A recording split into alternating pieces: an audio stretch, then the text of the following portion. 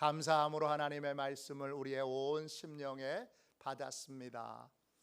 회복의 길을 여는 회개의 열쇠, 회복의 길을 여는 회개의 열쇠, 이런 제목으로 함께 말씀 나누겠습니다. 모든 문제에는 해결의 길이 있습니다. 믿으십니까? 미국 연합감리교회에서 나온 묵상집이 있습니다. 미국 연합감리교회 교육국 이름이 다락방입니다. 어퍼룸입니다. 2단 중에 유광수의 다락방이 있는데 그것과는 전혀 상관이 없는 이 미국의 교육국의 이름이 어퍼룸, 다락방인데 그 다락방에 묵상집이 나옵니다. 우리나라에서 가장 오래된 기독교 잡지입니다. 한국 전쟁 때부터 출판이 되었던 묵상집인데 한글과 영문이 같이 되어 있어서 최근에 아내가 보는 걸 보고 저도 좀 같이 함께 읽으며 묵상하고 있습니다. 7월 16일 지난주에 미국 오리건주에 살고 있는 수전 토거슨 마스라고 하는, 우리 부목사님이 사진도 찾아냈네요. 수전 토거슨 마스, 이 여성의 묵상이 실렸습니다. 제목이 빛으로 달려가라입니다. 이 수전이 남편하고 여행을 갔다가 집에 돌아와 보니까 나무를 떼는 난로에서 부스럭부스럭 소리가 납니다. 난로 뚜껑을 살짝 열어보니까 잿더미 속에 커다란 다람쥐가 있습니다. 굴뚝 덮개가 헐거워져서 그 사이를 비집고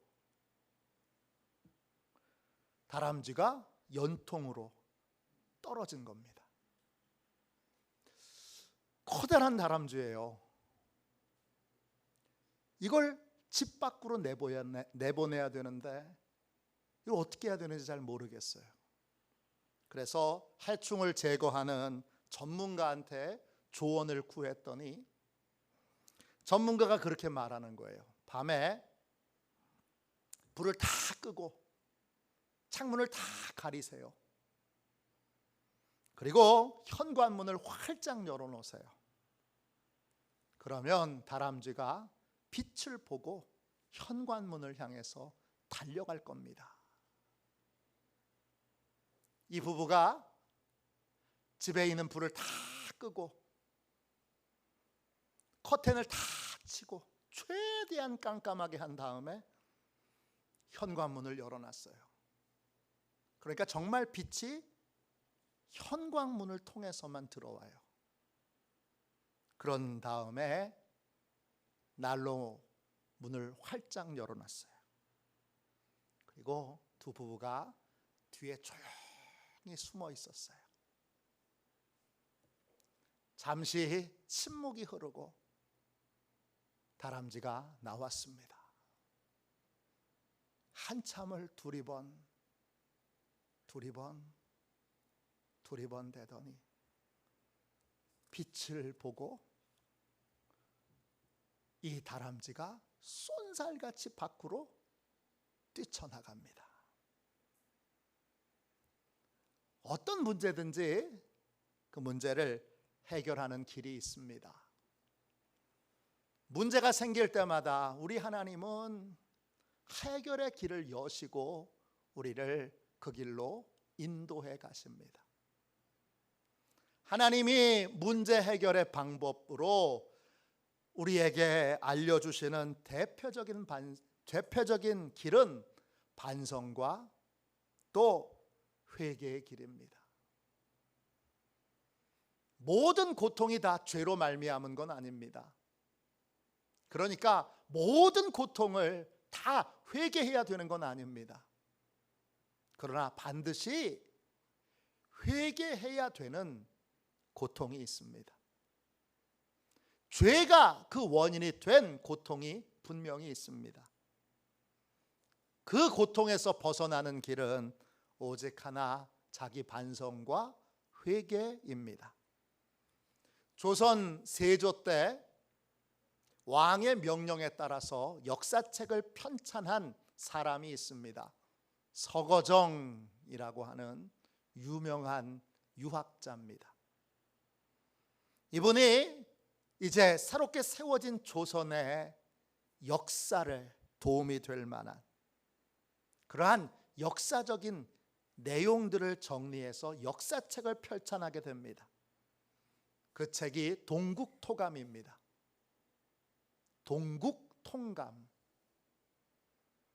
이 책 서문에 서거정이 이런 말을 기록합니다.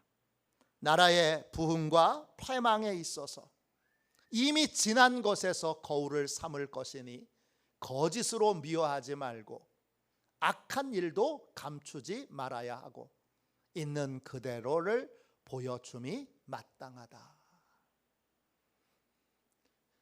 이 말은 지난 시간에 대한 정직하고 진실한 반성이 있어야 훌륭한 나라, 훌륭한 민족이 될 수 있다는 것입니다. 진실한 반성, 진실한 회개가 문제를 해결하는 대표적인 길입니다. 그런데 하나님을 믿지 않고 하나님을 따르지 않는 사람들이 이 회개의 길, 자기 반성의 길을 거절하고 거부합니다.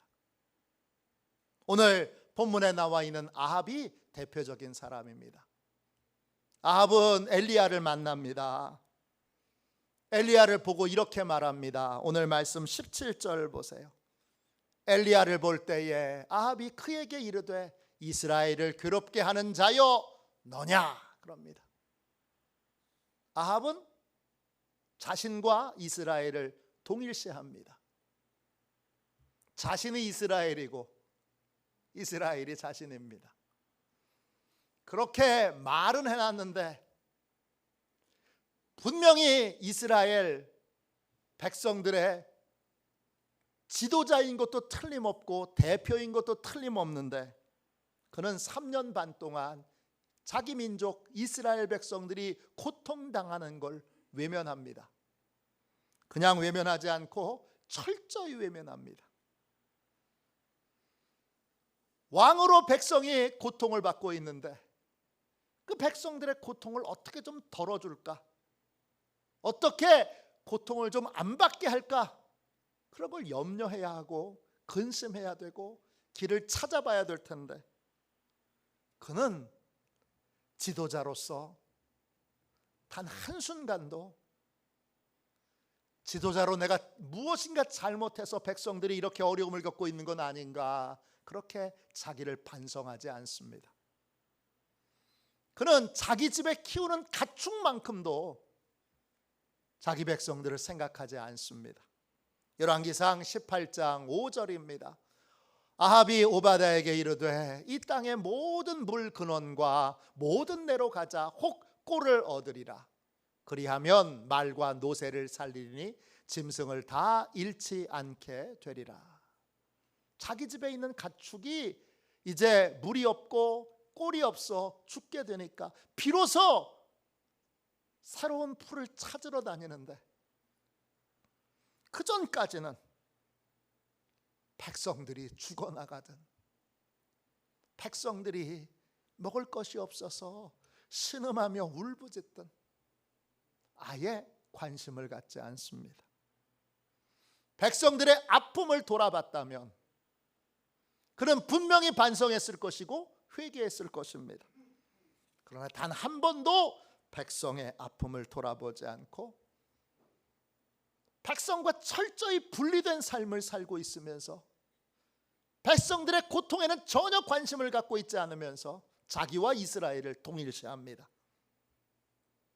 이런 태도가 아합이 얼마나 자기 반성이 없는 그러한 사람인지를 보여줍니다.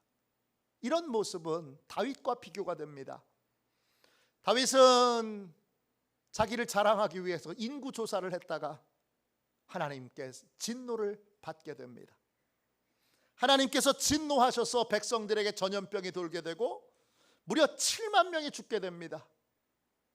그걸 알며 다윗은 괴로운 마음으로 하나님께 이렇게 기도합니다. 사무엘하 24장 17절입니다.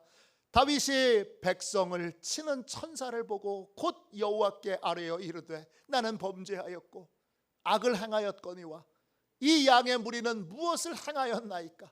청하건대 주의 손으로 나와 내 아버지의 집을 치소서 하니라. 자기의 죄 때문에 백성들이 괴로움을 당하고 죽는 걸 보고 다윗은 말합니다. 차라리 나를 쳐주십시오. 차라리 우리 집을 쳐주십시오.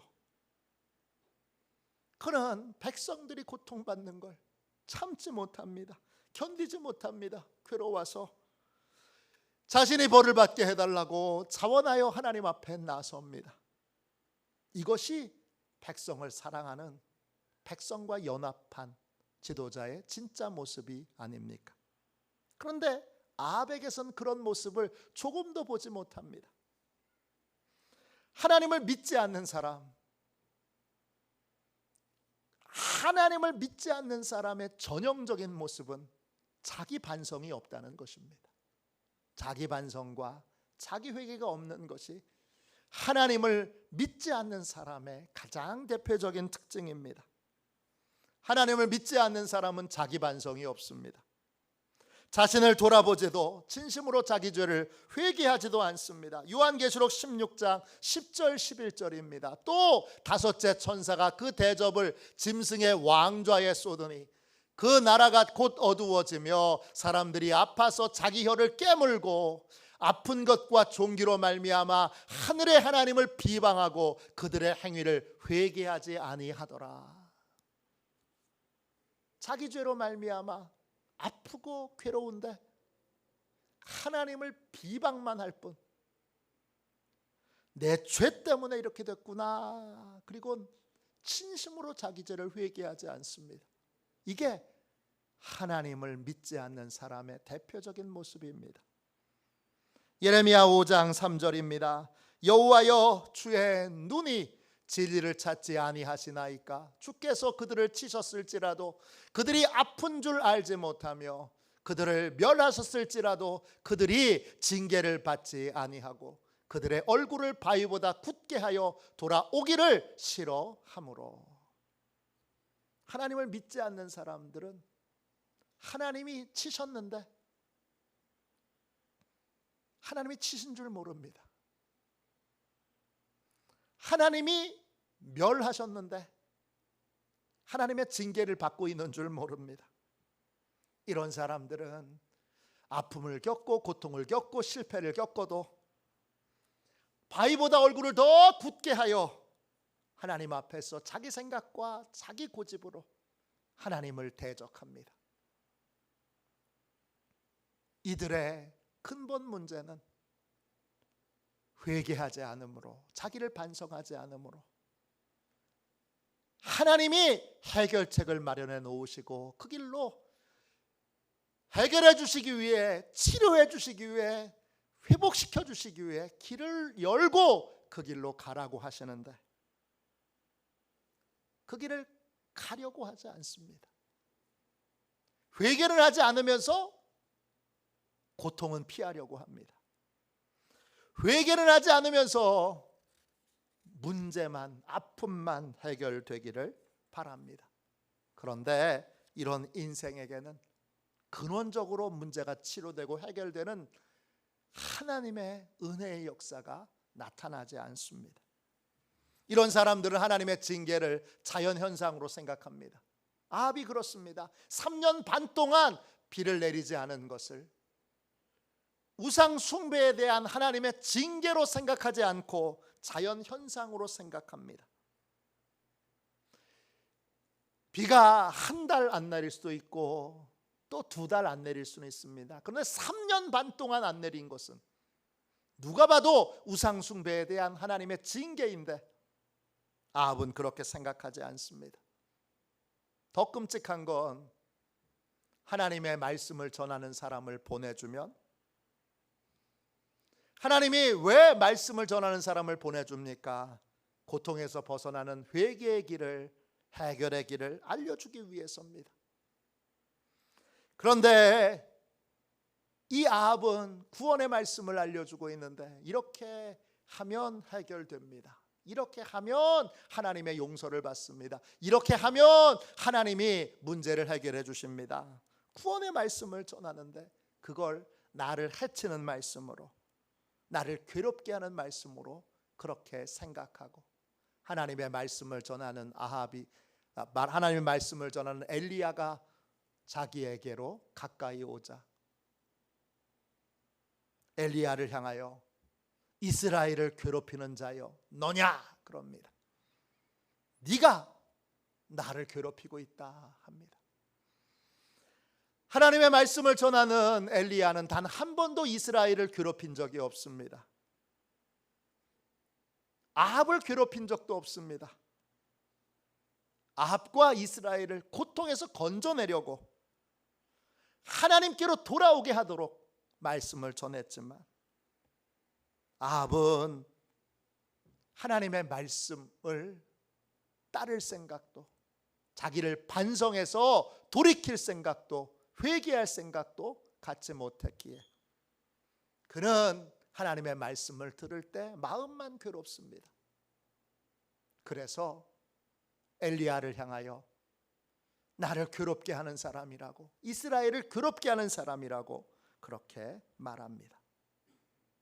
하나님을 믿지 않는 사람, 그 사람에게 나타나는 가장 대표적인 특징은 자기 반성이 없다는 겁니다.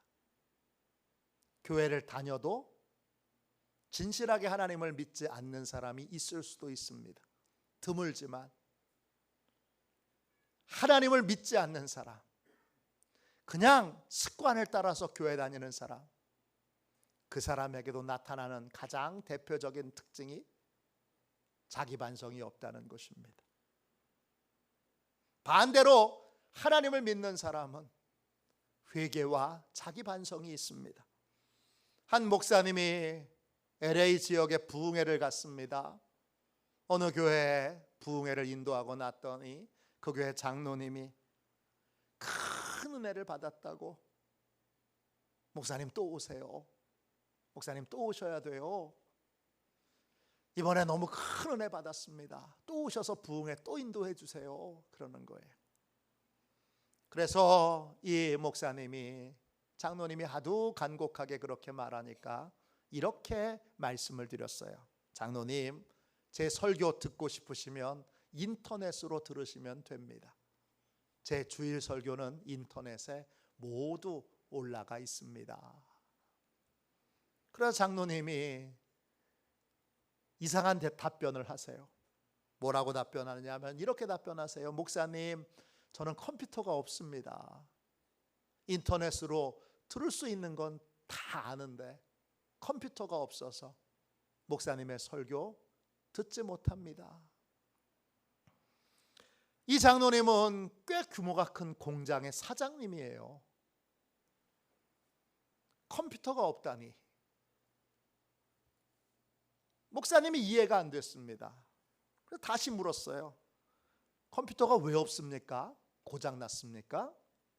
그랬더니 이 장로님이 이렇게 말합니다. 목사님, 저는 제가 얼마나 악한 사람인지 잘 압니다. 컴퓨터를 사무실에 들여놓으면 제가 어떤 걸 클릭할지 저만 알고 아무도 모릅니다. 그래서 컴퓨터를 아예 없앴습니다. 이 장로님은 컴퓨터 때문에 경건이 무너지는 실패를 여러 번 경험했습니다. 그래서 자기가 얼마나 악한지, 또 얼마나 약한지 잘 아십니다. 그래서 유혹의 원인이 되는 컴퓨터를 아예 사무실에 놓지 않았습니다. 이 장로님은 하나님을 믿는 사람으로 자기 반성과 회개를 할 줄 아는 사람입니다. 이런 사람에게 해결의 길이 있습니다. 우리는 자기 반성을 할 줄 알아야 됩니다. 회개를 할 줄 알아야 됩니다. 모든 문제가 다 죄 때문인 건 아닙니다. 그러나 반드시 죄가 원인이 된 고통이 있습니다. 그 고통에서 벗어나는 길은 회개와 자기 반성뿐입니다. 그럼 구체적으로 어떻게 회개해야 되는 거예요? 뭘 회개해야 되는 거예요? 어떤 걸 구체적으로 회개해야 되는 거지요? 오늘 본문에 우리가 회개해야 될 근원적인 이유 두 가지를 소개합니다. 18장 18절입니다. 엘리야가 대답합니다. 그가 대답하되 내가 이스라엘을 괴롭게 한 것이 아니라 당신과 당신의 아버지의 집이 괴롭게 하였으니 이는 여호와의 명령을 버렸고 당신이 바알들을 따랐음이라. 자기 잘못은 모르고 남 탓만 하고 있는 아합에게 엘리야는 아합과 아합의 집이 무엇을 반성하고 무엇을 회개해야 되는지를 알려줍니다. 뭐가 이스라엘 백성들을 괴롭게 만들었는지, 뭐가 이스라엘 백성들에게 문제를 일으켰는지, 아합이 잘못한 것, 아합의 가정이 잘못한 것을 회개하도록 요청하는데 두 가지입니다. 이 두 가지는 죄를 저지른 사람들이 근본적으로 회개해야 되는 모든 죄의 뿌리가 되고 근원이 되는 죄입니다. 구체적으로 어떤 것입니까? 무엇을 회개해야 합니까? 첫 번째, 하나님이 아닌 다른 걸 주인 삼고 살았던 걸 회개해야 합니다. 오늘 말씀 18장 18절 보세요. 당신이 바알들을 따랐음이라 그랬습니다. 아합은 하나님을 버리고 바알들을 따랐습니다. 바알들, 바알을 복수로 쓰고 있습니다. 이 바알이라는 말이 히브리어로도 바알입니다. 뜻은 뭐냐? 우상의 이름이지만 원래의 뜻은 주인이란 뜻입니다. 아합이 바알들을 따랐다는 말은 하나님이 주인이신데 주인이신 하나님을 따르지 않고 다른 것들을 주인 삼고 다른 것들을 따랐다는 것입니다. 어떤 문제를 만나든지 내가 누구를 주인 삼고 살았는지를 점검하고 반성해야 합니다. 내가 하나님 외에 다른 걸 주인으로 삼고 인생을 살지 않았는지 점검하고 확인하고 반성해야 합니다. 내가 하나님이 아닌 나 자신을 주인 삼고 살지는 않았는지, 돈을 주인 삼고 살지는 않았는지, 또 명예를, 인기를 위하여 살지는 않았는지, 또 사람의 인정이나 칭찬을 위하여 살지는 않았는지, 이걸 반성하고 회개해야 합니다. 모든 그리스도인은 하나님이 모든 부분에서 주인 되셔야 합니다. 모든 그리스도인은 그러므로 주인이신 하나님을 위해서 살아야 합니다. 하나님의 영광을 위해서 살아야 되고 하나님의 뜻대로 살아야 합니다. 그렇지 않았다면 제일 먼저 이 부분을 진심으로 회개하고 반성해야 합니다. 한국 전쟁 때 북한군이 81일 만에 낙동강까지 밀고 내려갔습니다. 낙동강만 넘어가면 그러면 적화 통일되는 겁니다. 김일성의 계획대로 부산에서 8.15 광복 행사를 할 수도 있었습니다. 절제절명의 위기 가운데 부산에 피난 내려온 목사님, 성도님들이 금식하며 살려달라고 기도합니다. 초량교회와 부산에 있는 모든 교회마다 금식하며 철야 기도하는 성도들로 가득 찼습니다. 송도 해수욕장, 해운대 해수욕장에서 사람들이 하나님 살려주시지 않으면 저희들 다 이 현해탄에 빠져서 죽습니다. 북한에서 신앙에 대하여 핍박을 받아본 사람들은 더욱 절박하게 하나님께 부르짖어 회개의 기도를 드렸습니다. 그때 기도회마다 사람들이 가장 많이 불렀던 찬송이 있습니다. 부산에 초량교회를 설립하신 베어드 선교사님이 계신데 그 부인이 지은 찬송이 있습니다. 그 찬송이 387장입니다. 멀리 멀리 갔더니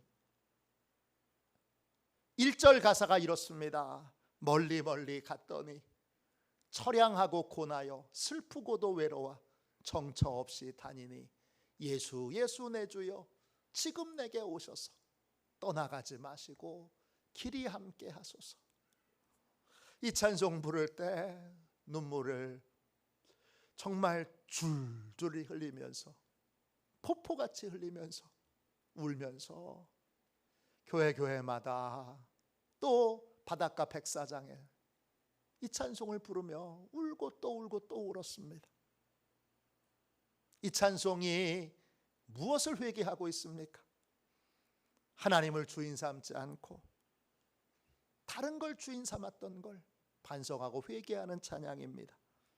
주님을 떠나서 다른 걸 주인 삼고 살았던 삶을 이제 회개하니 내 주여 나의 주인이신 예수님이여 다시 내게로 돌아와 영원히 나의 주님이 되어 주십시오.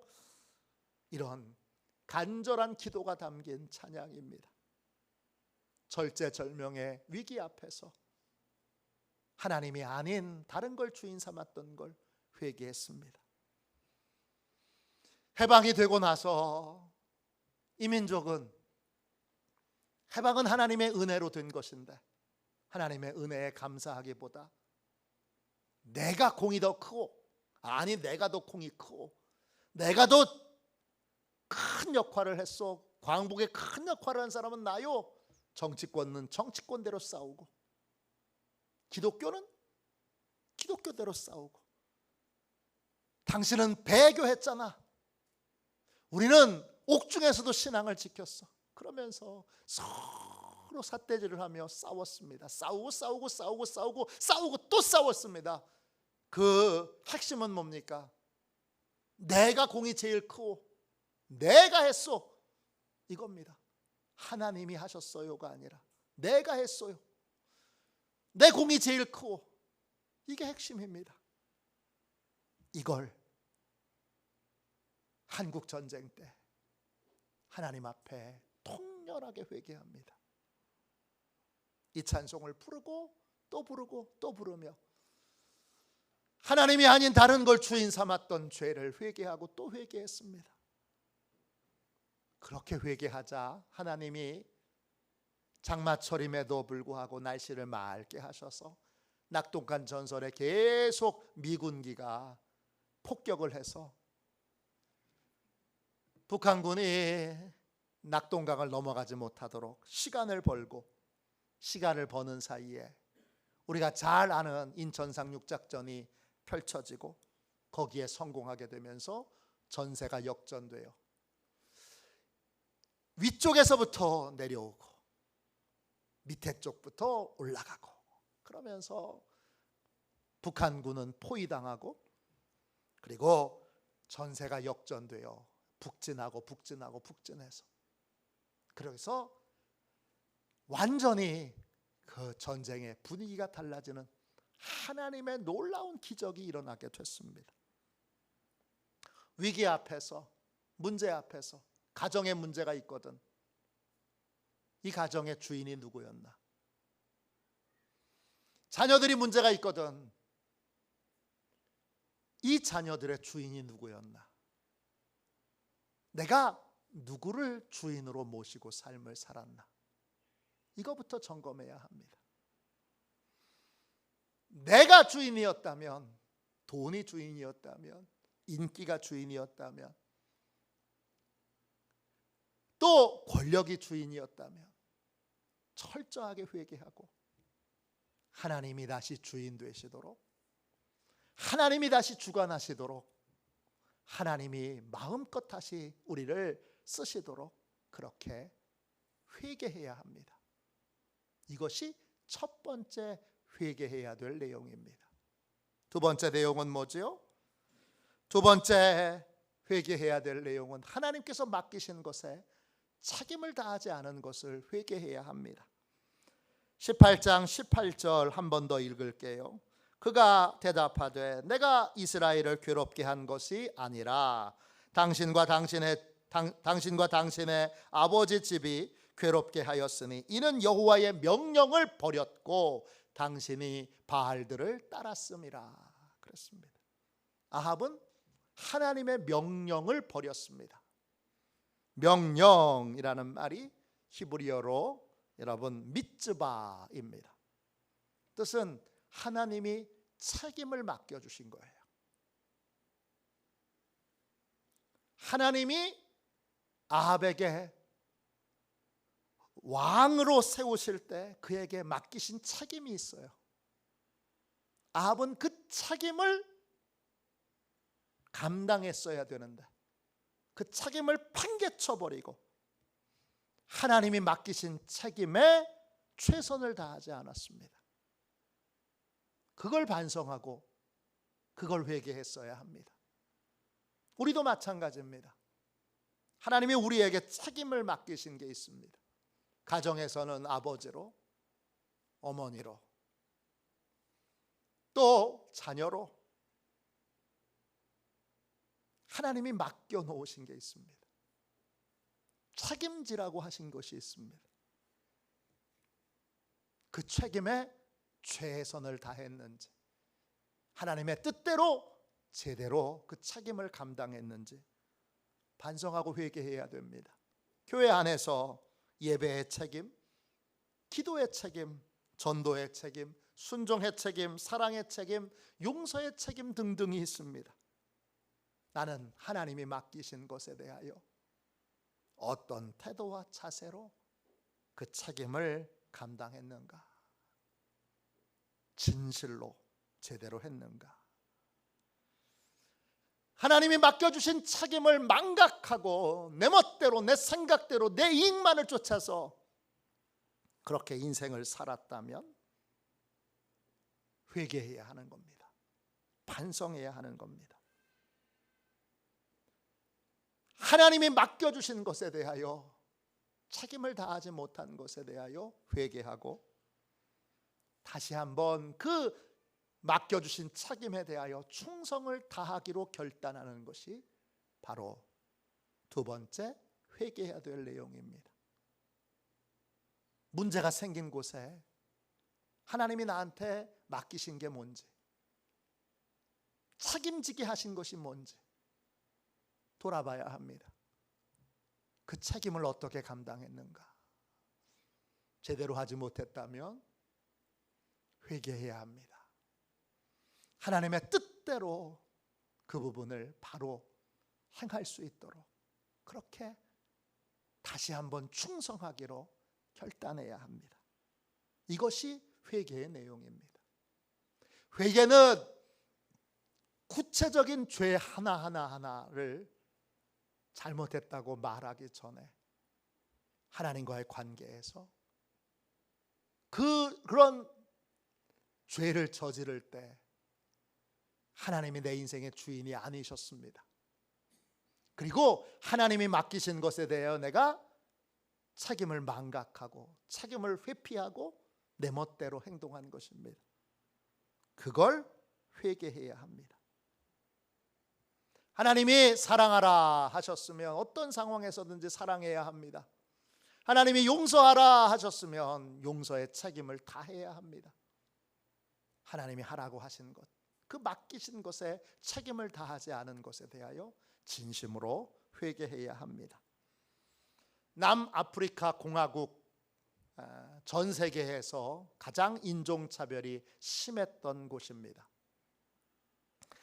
인권운동가였던 넬슨 만델라가 27년 만에 감옥에서 나왔습니다. 그리고 대통령 선거를 치르게 됐는데 기적적으로 넬슨 만델라가 대통령이 됐습니다.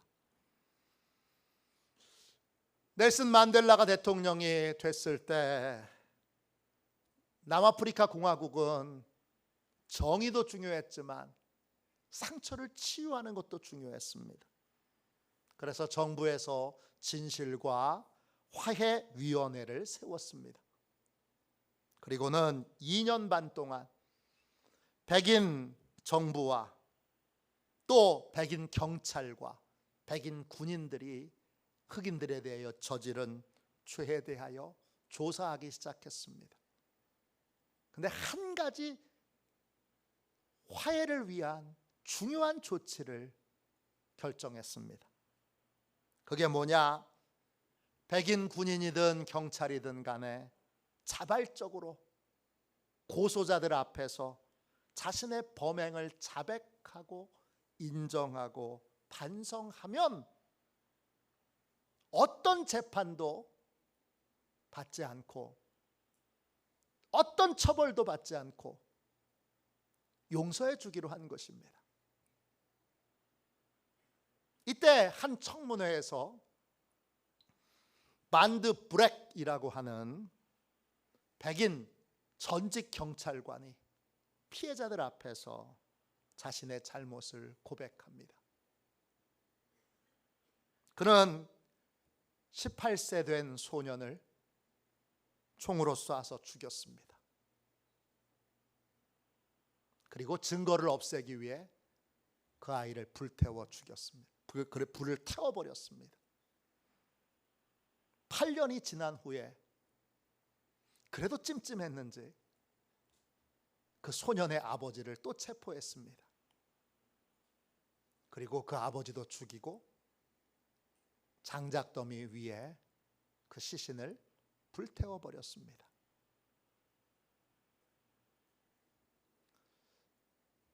그 장면을 이 소년의 어머니가 다 지켜봤습니다.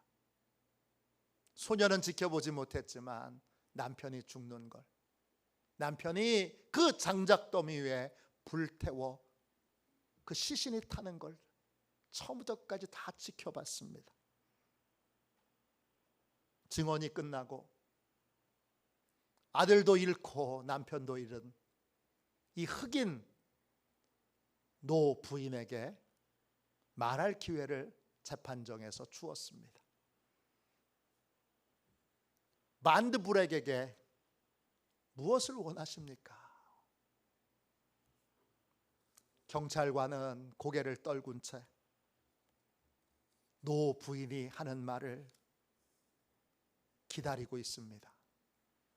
무릎이 떨려오고 온몸이 떨려오는 상태에서 그는 부인의 말을 들었습니다. 한참을 그 경찰관을 바라보던 노 부인이 고개를 들어 이렇게 말합니다. 반드 블랙 씨는 제 가족을 모두 데려갔습니다. 그러나 제겐 아직도 그에게 줄 수 있는 사랑이 남아 있습니다. 한 달에 2번 그가 우리 집에 와서 하루 종일 저와 시간을 보냈으면 좋겠습니다. 제가 엄마 노릇을 할 수 있도록 말입니다.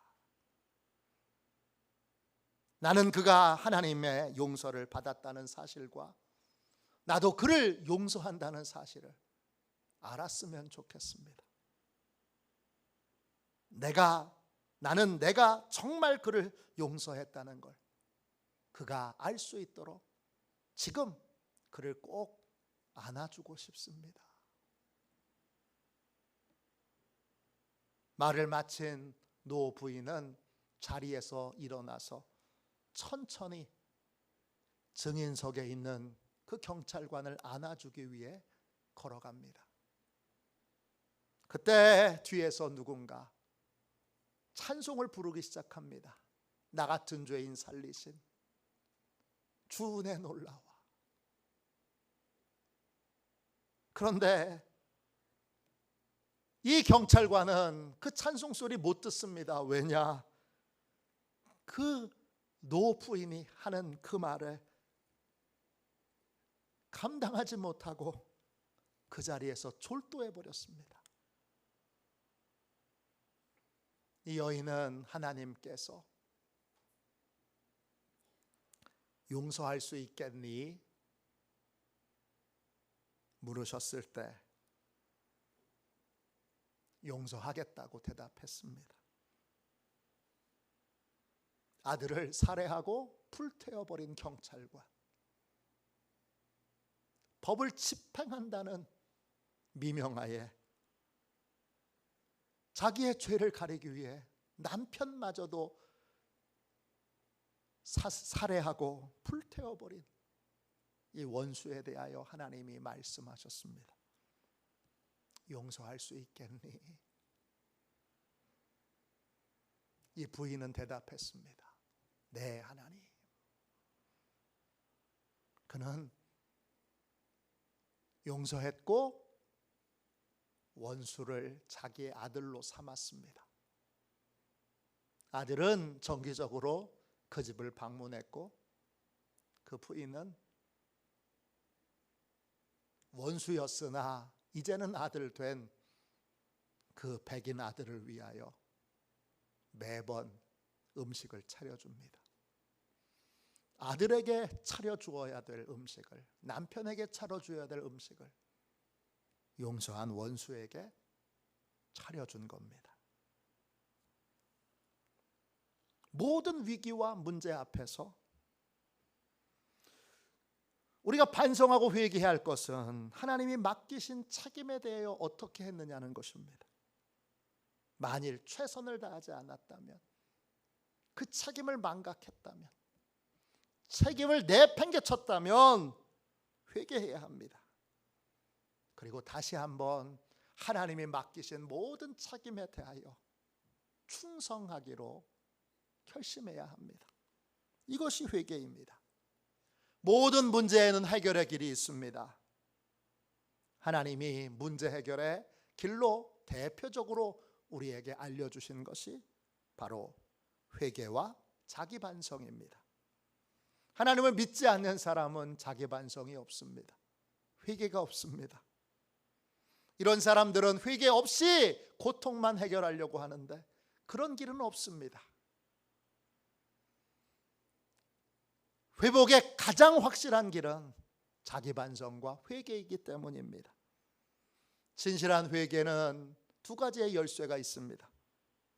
하나는 하나님을 주인 삼지 않고 다른 걸 주인 삼았던 내 삶을 회개하고 반성해야 합니다.